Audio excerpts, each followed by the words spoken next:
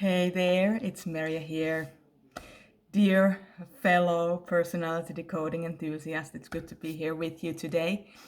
As you may have heard, I've been going through some grief, some losses recently, and life can be very complex. And even when everything's going well, something can really happen that affects us on a very profound level. And that's something certainly that happened to me. So it made me think, what do we do? What happens for ourselves? What happens to us as our type when we're going through grief? And I wanted to just point out here before we get into this that grief is grief, whether it's over losing a person, losing a pet, losing a home, losing a job that was important to you, a career. Grief is grief. So take this today's video as how it actually applies to you and the experiences that you've had. So the thing about grief is that what makes it really potentially complex is that apart from the inherent sadness that we feel when we're losing something or somebody, grief requires us to adjust in very different ways. So it's not as simple as, hey, I'm feeling sad, I've lost this person, now I need to learn how to live on afterwards. There's much more to it than that. So if you think about grief as like a 10,000 piece puzzle of a picture of a sea, you get the idea. All the pieces might be blue, and there might be some slight variance in the shades of the blue that you're having this box of pieces of. And when we're still in that pain, not only is every piece blue, but when we're in that pain, our heart is feeling the loss, and we still have the tears in our eyes. A lot of the pieces look very much the same. So please know that grief is complex, it's confusing, it's all of those things. And if that's something that you're going through right now, you're not alone with that. So like working with this puzzle of a picture of a sea, if you want to honor your grief, if you really truly want to stay present with you in your grief, and you also want to be proactive in attending to it, not to try and make it go away, but to actually move through it in the most effective way, then you can start piling those pieces of puzzle, those different blue pieces into different piles. And you can start it by piling the same variant of that blue color together. But even though all those pieces are blue, there is a slight difference in the shade, and that can be still somewhat recognizable. And when that happens, you might go like, well, I'm not sure if this is exactly the same color or if this is some other variant of that color. But don't worry about that too much. Just give yourself a bit of a break on the short term and just do your best. So just start putting the pieces into different color piles. Now, when it comes to grief, I like to do this piling exercise in a very specific way and in a very specific order. And I call it the big 4 piles of grief. And those 4 piles are: 1, linear pile. So there's a linear pile, and that relates to how much time I've had to prepare for that loss, and also how long has it been since the loss. So what's the timeline of the loss or of this grieving process that I'm in right now? So that's pile number 1, is linear pile. Pile number 2 is proximity pile. And this is when I think about, this is where I think about how close I was to that person. What were the activities that we used to do together? Because sometimes you have hobbies together. Sometimes you share a life with somebody. And having that understanding of the proximity in what way that person relates to your life can really help you get through the grieving process with as much compassion and effectiveness toward yourself as you can possibly have. So when will I be likely to bump into this grief unexpectedly? That's all about the proximity pile. The third pile I have is the cognitive pile, and this is the pile that we're focusing on today. How are my 4 people within needing to be supported around this? What's happening for them? What are their personal and individual experiences around this grief and this loss? And then finally, we have pile number 4, which is the meaning pile. And that is all about what meaning does this relationship have? Did I have personally with this person? Were they my significant other person? Were they my parent? Were they my primary caregiver? Were they my child? Were they my beloved pet? Was the job my primary way of really expressing myself? So what's the meaning of that loss? And how can I keep the spirit of that meaning, the love for that meaning or for that person, and the essence of that person or that loss alive even after they're gone? So those are the 4 piles I like to use. There's the linear pile, there's the proximity pile, the cognitive pile, and then there's the meaning pile. And as I mentioned, we're going to be talking about the cognitive pile today. And if you want to take a deeper dive into this topic, you can certainly join us at sumalov.com, which is our online personal and professional development academy. Now, with this cognitive pile, we look at what the needs, what's the likely reaction and what the needs are around these different functionalities. So if you're familiar with Myers-Briggs, you'll know you'll have an idea of what I'm talking about. If you're very familiar with it, you'll have a very good idea. If you're just starting out with your 4 people within journey or your Myers-Briggs journey, I really recommend that you head on over to mariasumalov.com and grab the 4 people within ebook. It's available currently for free at that address. I'll pop it into the notes section of this video. So today we're covering the cognitive pile, and how these cognitive functionalities are likely to show up in situations of grief, and what they might need, and what you shouldn't do if you're dealing with a predominant user of any of these functionalities, or if you're tending to your own 4 people within you. So let's start with the unifier. So the unifier is the outward feeling functionality, FE in MBTI language, and the likely action of the unifier is that they're likely to, when there's a loss, they're likely to attend to other people and their needs around the loss. And simultaneously, the FE, the unifier, can really start hiding their own emotions and their own feelings of loss, because they're not used to being the main event of any situation. So it can be really difficult for the unifier to come up and really deal with that grief for themselves. It's much easier for them to attend to the feelings of others.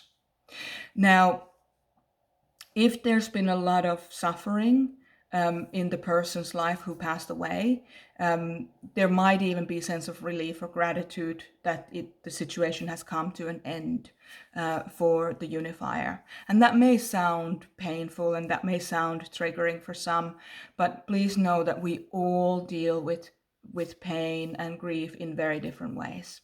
So that's what the unifier is likely to the kind of reaction that they're likely to have. Now, what do they need? The unifier person really usually needs another person, one other person or several other people around them to kind of rally around them and reassure the contingency of love in their lives and the connection in their lives despite that loss. And the same goes for a job. So really, you can stay friends with your colleagues, unless, of course, there was a situation that you had a falling out with your past colleagues. But there has to be a contingency after, a continuation of that relationship in some way, or a relationship in some way. And what not to do in these situations is don't minimize the Unifier's loss, because they're already likely to minimize the loss themselves in favor of other people.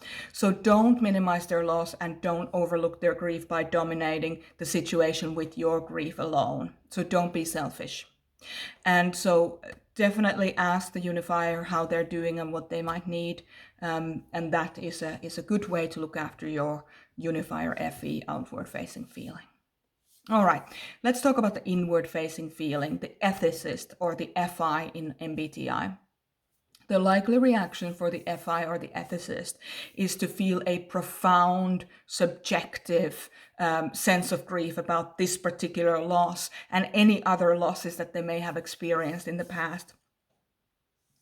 They also may fret upcoming losses and the meaning of those losses in their lives. So the FI or the ethicist may take a really deep dive, deep plunge into the emotions of loss when they experience a loss in their lives.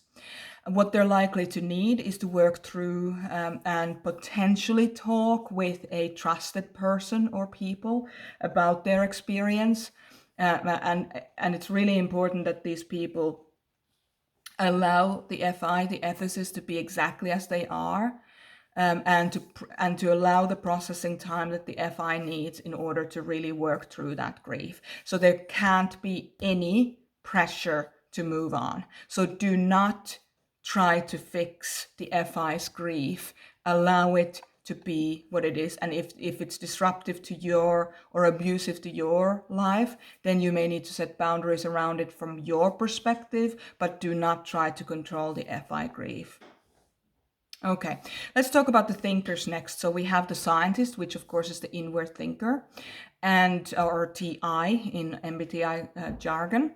And the likely reaction to the scientist is to try and make some order out of this chaos, because when a piece of their particular puzzle is removed, something happens, something changes, they try to find that piece or recreate that piece in some way that they're able to keep the picture whole.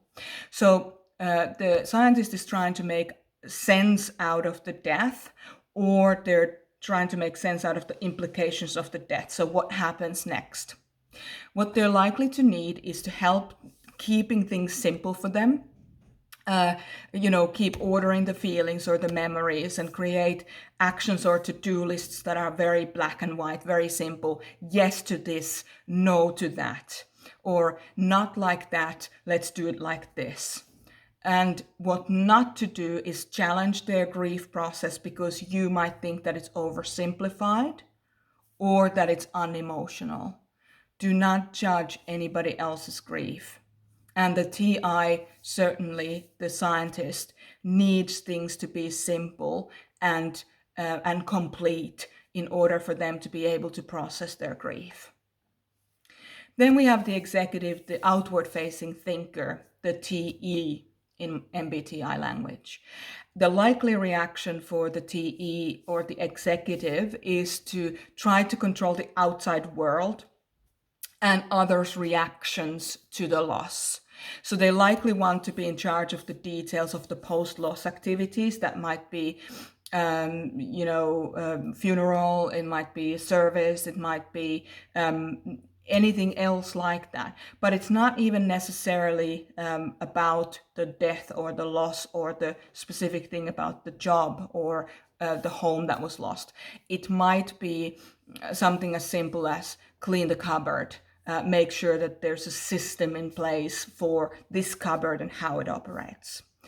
And what the executive is likely to need is organizational responsibility. So the grief tends to bring out the need to order and organize the outside world in a way that works better or is more fluent or more effective. And as I said, it could be around the funeral or simply just grab a drawer full of clothes and organize that in a way that is actually more effective to the day-to-day life.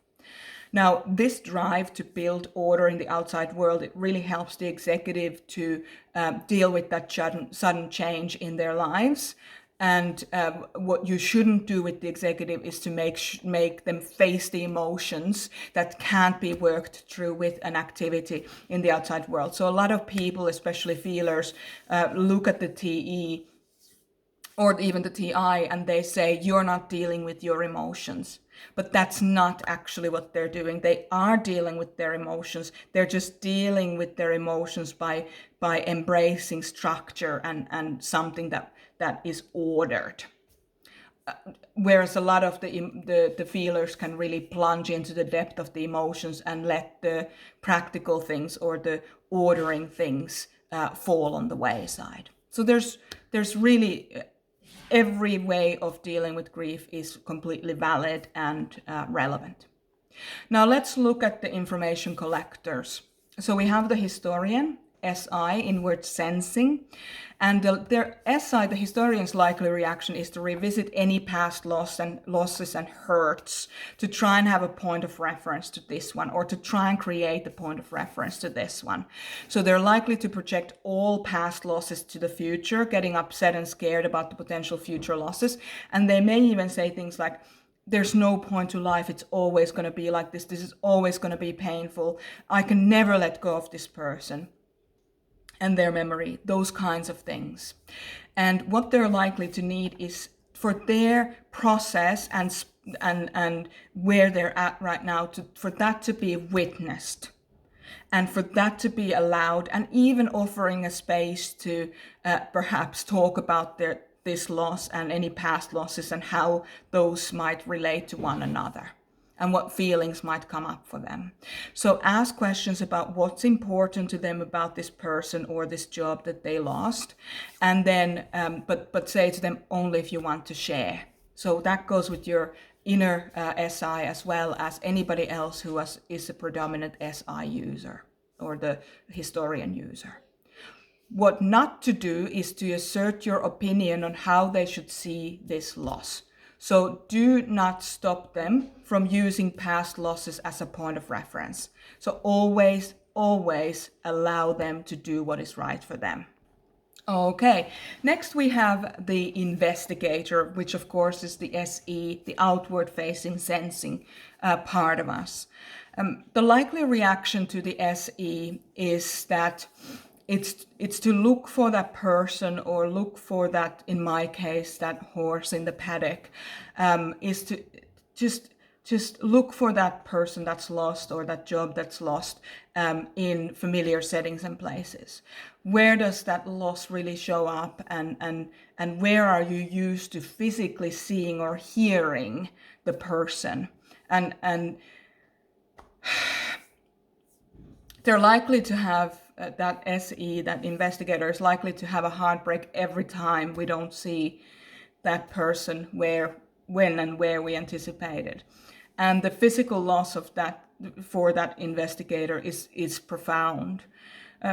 What they're likely to need are symbols and reminders of the other person or the job or whatever that they have lost, and that sensory reassurance, words and presence and touch, that life continues after passing. And also that they have support from other people, that they're not isolated by this loss. It's really important for all of these outward-facing functionalities to belong within the parameters of themselves. So don't do this. Don't be flippant about their loss or their upset. I remember one time someone said to me, not this time around, but in a previous situation where I lost a horse, or we had to euthanize one of our horses, somebody said to me, why are you so upset about this? It's only a horse. And that was just so profoundly traumatizing to me. It was actually, it wasn't quite as traumatizing as the initial loss, but it was right up there because I felt already highly open and vulnerable. And so I'll never forget that. So somebody's just lost a really big sensory part of their lives, of themselves, and they don't need the magnitude of that loss to be questioned. So again, just say, how are you feeling right now? What do you need? Is there anything I can do for you? What can I do for you? Can I get you food? Any of those sensory activities, outward sensory activities, can really help the outward sensor or the investigator to get through their loss. All right, then we have the pioneer, which is the outward intuition. NE in Myers-Briggs. Their likely reaction is to start looking for answers about the meaning of the loss. So they're likely to try to look for ways in which the death may have been prevented, or what could have been done. How could this situation have gone differently? And there can even be some fantasizing about that. And what the pioneer is likely to need is some reassurance that even though the death happened, they don't have to try to look for a solution or simple answer to the loss. If they want to do that, they can. So there's nothing to say that you shouldn't do this, but they don't have to do that. Instead, perhaps you can start finding meaning in the life of that person that was lost, or in the meaning in the loss of the career. Perhaps you're moving on to something that's more in line with who you are and who you naturally are and where you're going next in your life. Don't do this. Don't be a bull in the china shop around them trying to make the NE face reality. Instead, just help them to imagine the person's legacy, or the legacy of that activity or that job, and what that could mean, and what it could mean to themselves and to the people around them. So try and support your pioneer friend, or one of your 4 people within, to really find meaning in the legacy of that person. And then finally, we have the witness, the NI, in inward-facing intuition. And what's likely reaction for the NI is a very quiet process of meaning of the person or of the job and the loss as a whole. So the witness needs to take this new data of this loss, and go back into their cognitive library and create a whole new set of connections between the losses and the activities and the thoughts and the feelings that were affected by this loss. So it's a very complex, multifaceted process for the witness to truly start processing grief.